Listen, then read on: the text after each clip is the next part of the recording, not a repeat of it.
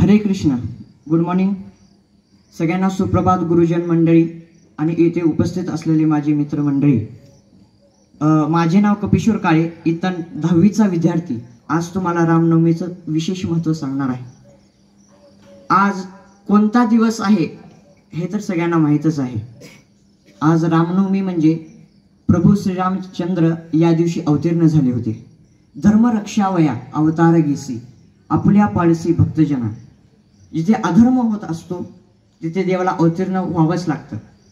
अगदी देवाचे 10 अवतार झाले. भागवतामध्ये 10 अवतारांचा उल्लेख केलेला आहे. मग त्या 10 अवतारामध्ये मत्स्य अवतार, कूर्म अवतार, वामन अवतार, नरसिंह अवतार, परशुराम अवतार, श्रीराम अवतार, कृष्ण अवतार, बौद्ध अवतार, कलंकी आता होणारा अवतार म्हणजे कलंकी अवतार, असे देवाचे 10 अवतार सांगितले आहेत.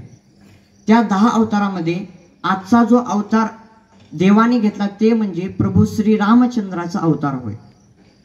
देवाने हा अवतार जेव्हा कृष्ण अवतारामध्ये कंसादीसारख्या दुष्ट लोकांचा नायनाट करण्याकरिता देवाने कृष्ण अवतार घेतला, अगदी त्याच प्रकारे रावणासारख्या दुष्ट लोकांचा वध करण्याकरिता देवाने राम अवतार घेतला. उत्तम हा चैत्र मास ऋतू वसंताचा दिवस, शुक्ल पक्षी ही नवमी उभे सुरवर ते योमी. सगळ्या महिन्यामध्ये किंवा सगळ्या मास महिन्यामध्ये उत्तम असा महिना म्हणजे चैत्र मास, वसंत ऋतू होता आणि शुक्ल पक्षी ही नवमी होती. सगळीकडे आनंदी आनंद साजरा करण्यात आला. नवे तर सूर्याला देखील असा आनंद झाला की सूर्यवंशामध्ये राम अवतार आमच्या वंशामध्ये होणार आहे. म्हणून सूर्य देखील पळभरी स्थिर म्हणजे थोड्या वेळ थांबला. अगदी सगळीकडे आनंदी आनंद अवतीर्ण प्रगट झाले आणि राम अवतारामध्ये देवाने रावणाचा वध केला.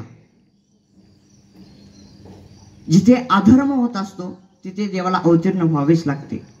रामनवमीचं विशेष महत्त्व म्हणजे राम जन्म झाला तेव्हा भगवान शंकराला आणि पार्वती मातेला इतका आनंद झाला की भगवान शंकराचे अश्रू अनावर झाले आणि ते रूप पाहण्याकरिता भगवान शंकर इथे आले.